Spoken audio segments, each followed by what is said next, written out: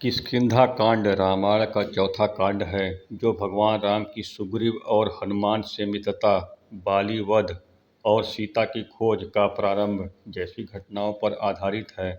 यह कांड भगवान राम के राजनीतिक विवेक, धार्मिक मर्यादा और मित्रता की श्रेष्ठता को दर्शाता है।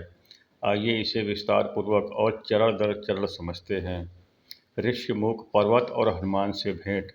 राम और लक्ष्मण सीता की खोज में भटकते हुए ऋष्यमुख पर्वत के पास पहुँचे। यह पर्वत सुग्रीव का निवास स्थान था।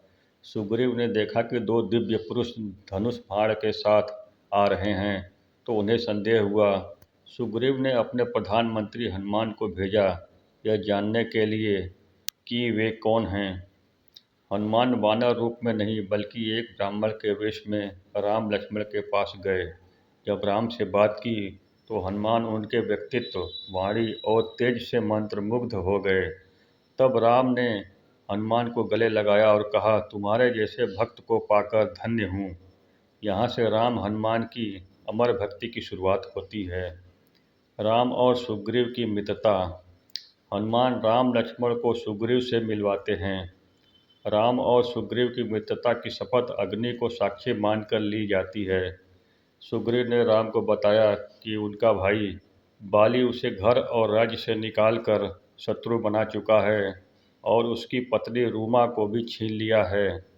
राम ने मित्र धर्म निभाने का वचन दिया और कहा, मैं तुझे तेरा राज्य वापस दिलाऊंगा और तेरा अपमान मिटाऊंगा। बाली और सुग्रीव का युद्ध। राम ने कहा कि वे बाली का वध करेंगे, लेकिन पहले सुग्रीव को युद्ध के लिए ललकारने को कहा। जब दोनों भाइयों में युद्ध हुआ, राम छिपे रहे ताकि सही अवसर मिलते ही बाली का वध कर सकें। लेकिन पहली बार राम बाली को पहचान नहीं पाए, क्योंकि बाली और सुग्रीव एक जैसे दिखते थे। इसलिए राम ने कहा, तुम अपने गले में फूल की माला पहनकर दोबारा युद्ध करो। बाली वध। दूसरी बार जब युद्ध हुआ तो राम ने पेड़ की ओट में छिपकर बाली पर तीर चलाया और उसे घायल कर दिया। बाली ने अंतिम समय में राम से प्रश्न किया, धर्मराज, तूने मुझे छिपकर क्यों मारा? क्या यह उचित था? राम ने उत्तर दिया, तू अपने भाई की पत्नी रूमा को बलपूर्वक रखे हुए था। यह धर्म के विरुद्ध है। राजा का कर्तव्य अधर्म का नाश करना है। बाली ने राम की बातों को समझा और अपने पुत्र अंगद को राम के अधीन किया। सुग्रीव का राज्याभिषेक। बाली की मृत्यु के बाद राम ने सुग्रीव को किष्किंधा का राजा घोषित किया। अंगद को युवराज बनाया गया।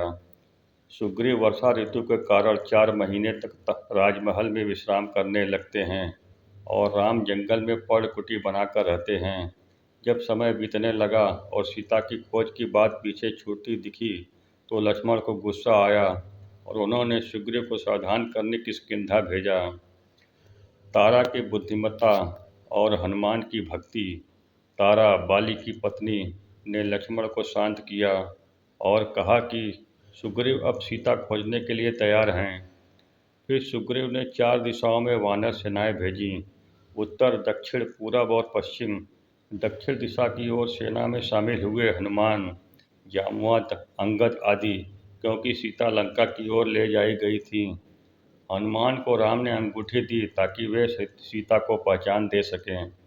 समुद्र तट और सीता की खोज का आरंभ। हनुमान और उनकी टोली दक्षिण की ओर बढ़ती है और समुद्र के किनारे पहुंची। यहीं पर आगे जाकर हनुमान समुद्र लांघ कर लंका में प्रवेश करेंगे, जिसकी कथा सुंदर कांड में है। किष्किंधा कांड का सार, मुख्य शिक्षा।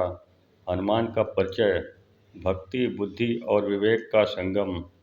राम की मित्रता, मित्र धर्म निभाने की मिसाल। बाली वध, धर्म के लिए कठोर निर्णय भी आवश्यक होते हैं। तारा की भूमिका, संकट में भी विवेक और संतुलन बनाए रखना। लक्ष्मण का पराक्रम, भाई के कार्य में कठोरता और निष्ठा। निष्कर्ष, किष्किंधा कांड में राम का एक राजनीतिक, कूटनीतिज्ञ और मर्यादा पुरुषोत्तम रूप दिखता है। यह कांड बताता है कि सच्चा मित्र वही है जो संकट में साथ दे और धर्म की रक्षा के लिए कभी कभी कठिन निर्णय लेने भी आवश्यक होते हैं। अध्याय 4 समाप्त। Please like and subscribe, comment and share.